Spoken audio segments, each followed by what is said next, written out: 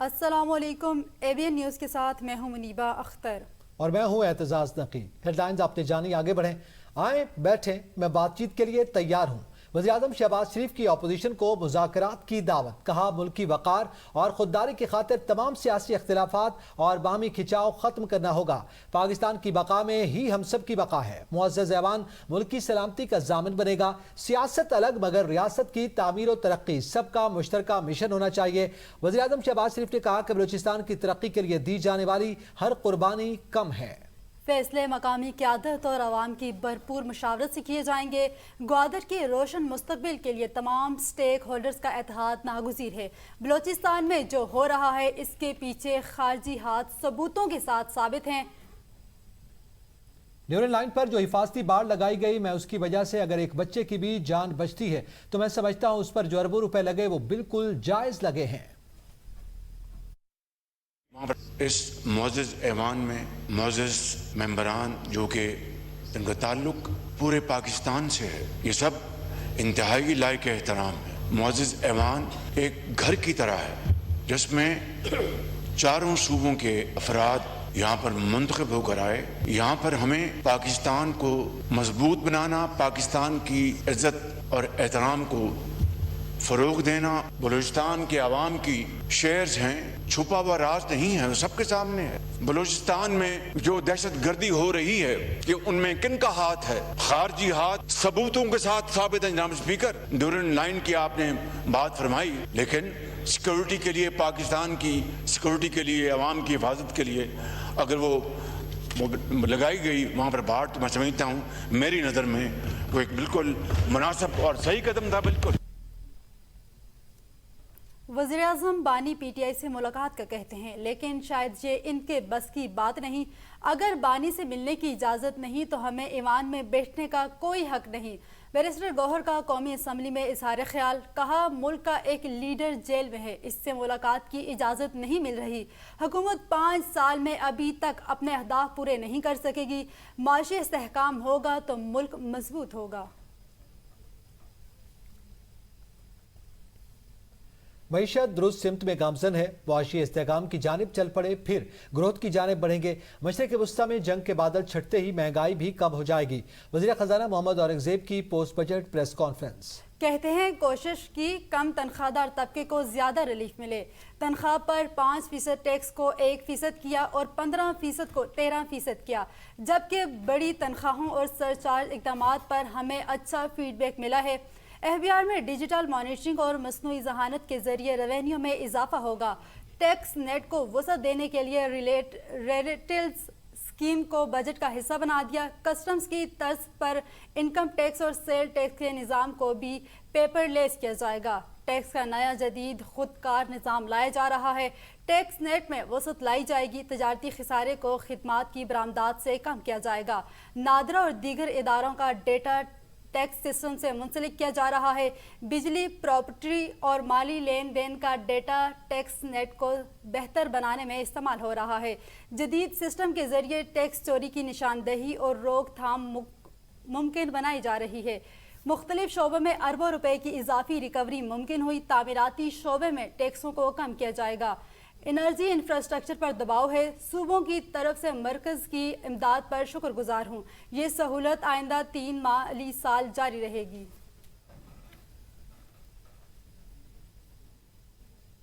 تاجروں کا کہنا ہے کہ وفاقی بجٹ IMF کا تیار کردہ بجٹ ہے۔ عوام کے لیے اس میں کچھ بھی نہیں ہے۔ دیکھنا ہوگا کیا بجٹ کے بعد گھی، چینی، آٹا، دالیں اور دیگر اشیاء میں کمی واقع ہوئی ہے۔ مہنگائی تو اسی طرح موجود ہے۔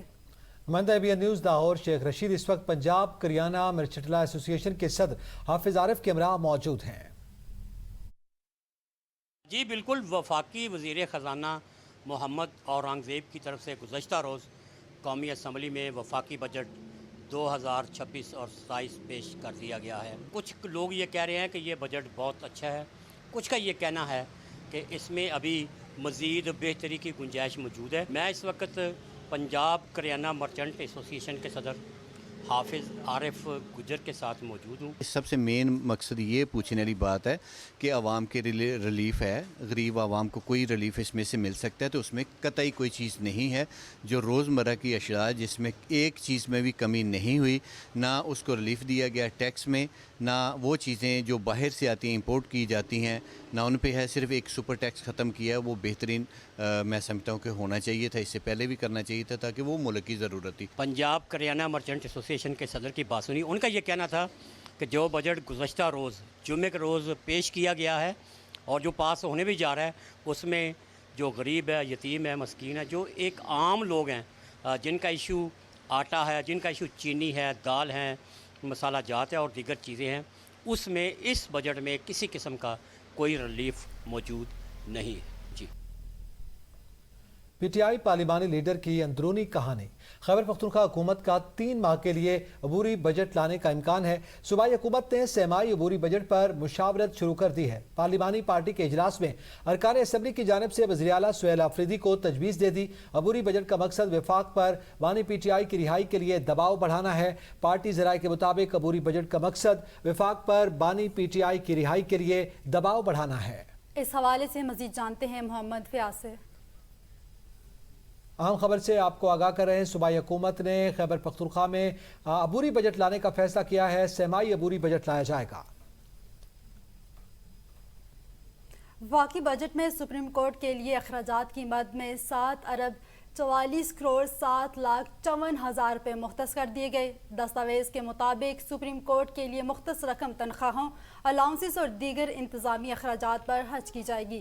गुज़श्ता माली साल के नज़रसानी शुदा तखमीने के तहत सुप्रीम कोर्ट के अखराजात 6 अरब 48 करोड़ 40,71,000 रुपये थे। अफसरान और मुलाजमीन की तनख्वाहों की मद में 4 अरब 43 करोड़ 80 लाख रुपए मख्तस किए गए। ऑपरेटिंग अखराजात के लिए 1 अरब 38 करोड़ 49 लाख रुपए मख्तस। रिटायरमेंट फवाइद के लिए 26 करोड़, ग्रांट्स और सब्सिडीज की मद में 2 करोड़ 70 लाख रुपए मख्तस। असासों की मद में 72 करोड़, सिविल वर्क्स के लिए 23 करोड़, मुरम्मत और देखभाल के लिए 36 करोड़ 59 लाख रुपए मख्तस किए गए। कौमी असम्बली इजलास के दौरान वज़ीर आज़म शहबाज शरीफ का अपोजिशन रुकन सनाउल्लाह मस्तीखेल से मुकालमा। कहा, खान साहब आपका घर उधर है, वापस आ जाएं। सनाउल्लाह मस्तीखेल से मेरा भाइयों वाला ताल्लुक है। सनाउल्लाह मस्तीखेल मुझे इशारों में बताते हैं कि वो मजबूर हैं, वरना वो हमारी तरफ आ जाते। आप भी आ जाए ना, अपने घर आ जाएं आप।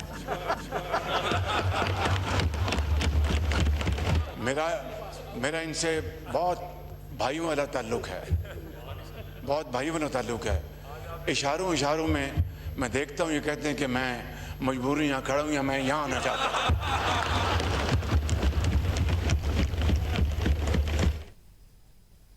आज़ाद कश्मीर के दारुल हुकूमत मुजफ्फराबाद में अमन व अमान बरकरार रखने के लिए flag march, police, elite force और दीगर कानून नाफिज करने वाले इदारों की शिरकत।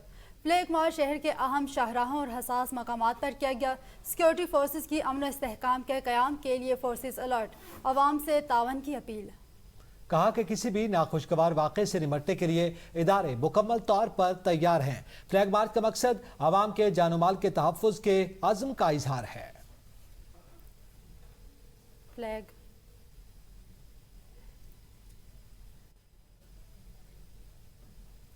वफाकी दारुल हुकूमत इस्लामाबाद ड्रिफ्टिंग सिटी में तब्दील। शहर के मारूफ शाहराहों पर खूनी खेल जारी। ड्रिफ्टिंग करने वालों ने मरकजी शाहराहों पर ग्रुप की शक्ल में गाड़ियां घुमाना मामूल बना लिया। गाड़ियों के गोल में कई एक पर पुलिस लाइट्स जलती नजर आती हैं। मोटर सवार लड़की को साथ बिठाकर वैंकिंग में मसरूफ। ट्रैफिक पुलिस हुकाम की सूरत हाल लम्हा ब लम्हा जो है वो लम्हा फिक्रिया बन गई है और इस्लामाबाद की सड़कों पर लग्जरी गाड़ियों में रेस, ड्राइविंग और ओवर स्पीडिंग, खतरनाक कटिंग और नंबर प्लेट्स छुपाना मामूल बनता जा रहा है। इस हवाले से मजीद जानेंगे ब्यूरो चीफ इस्लामाबाद जमान मुगल से। जी जमान मुगल, बताइएगा, ड्रिफ्टिंग का ट्रेंड जो है वो बढ़ता चला जा रहा है इस्लामाबाद की सड़कों पर। जी बिल्कुल, इस्लामाबाद में आए रोज ये चीजें देखने को मिलती है। अब तो हद हो गई है कि नौजवान जो है वो बाकायदा तौर पे गाड़ियों के नंबर प्लेट्स जो है उनको भी छुपाते हैं ताकि कहीं वो कैमरे में ना आ जाएं। और इस्लामाबाद की जो मारूफ तरीन सड़कें हैं जिसमें ब्लू एरिया है और ईरान एवेन्यू है, फिर E11 की जो सड़कें हैं, 7th एवेन्यू है, इस तरह की जो शराए हैं, जो मसरूफ तरीन शराए हैं, इनको भी टारगेट किया जाता है। मार्गला रोड को भी टारगेट किया जाता है। यहाँ पे बाकायदा तौर पे ड्रिफ्टिंग की जाती है और फैजाबाद से जो 0 पॉइंट का एरिया है यहाँ पर भी ये खेल खेला जाता है। इंतहाई खतरनाक खेल है और उसमें बाद औक़ात ये भी देखने में आता है कि कई नौजवान मोटरसाइकिल के ऊपर लड़कियों को पीछे बिठा के व्हीलिंग भी करते नजर आते हैं और इस्लामाबाद पुलिस शायद उनके खिलाफ कोई प्रॉपर कार्रवाई नहीं कर पाती या कार्रवाई इतनी कमजोर होती है कि उनको इसका कोई असर नहीं होता। आम मोटरसाइकिल सवार जो है उसके खिलाफ तो बड़ी कार्रवाई हो जाती है, फौरी कार्रवाई हो जाती है, सेफ सिटी कैमरों से उनको ट्रेस भी कर लिया जाता है। लेकिन बड़ी गाड़ियों वाले और बिलखसूस आपने वीडियोस में देखा होगा कि जो बड़े डाले हैं और बड़ी गाड़ियां हैं वो इस तरह की ड्रिफ्टिंग कर रहे हैं, उनके खिलाफ कार्रवाइयां इतनी कमजोर होती है कि आए रोज ये चीजें देखने को मिलती है। और बाद औक़ात ये भी देखा गया है कि जो डाले हैं इनकी जो फ्रंट बम्पर होता है उसमें पुलिस की लाइट्स लगी होती है। अब ये नहीं इल्म कि ये गाड़ियां भी ड्रिफ्टिंग में शामिल होती हैं या कहीं ऐसे कोई यार दोस्त है उनके जो पुलिस वाली जो लाइट्स हैं वो उन गाड़ियों में लगा के घूमते हैं। तो इस्लामाबाद ट्रैफिक पुलिस को इस हवाले से जो है अपना रोल प्ले करना होगा और सख्त कार्रवाइयां करनी होगी ताकि इस्लामाबाद में ऐसी कार्रवाइयों को रोका जा सके। अदरवाइज कई जाने जो है उनका नुकसान होने का खदशा भी है। जी बहुत शुक्रिया ज़मान बुग़ैल।